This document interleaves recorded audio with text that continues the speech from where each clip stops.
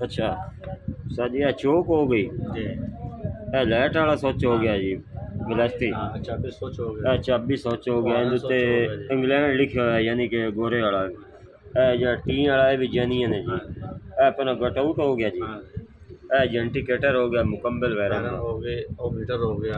Metre हो गया। Metre वाले वायरंग हो गए। मीटर बिल्कुल देख सकते हो कि और बड़ा भी ईजी कुछ है जी। ते मीटर की सारी टोटल ਆ ਵੀ वायरंग है। ਖਿੱਚ ਦੀ ਲੁਕੀ सिर्फ तुस केबल लेनी है जनाब, ਆ ਵੀ ਖਿੱਚ गड्डी नूं जनाब तुसी सलाम मारो, जी वायरंग है विच।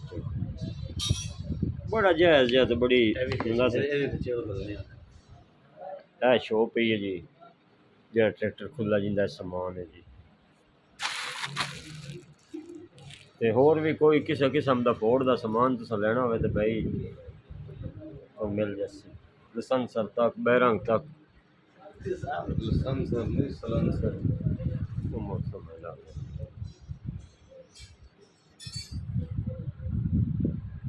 ਫੈਕਟਰੀ ਆਪਣੀ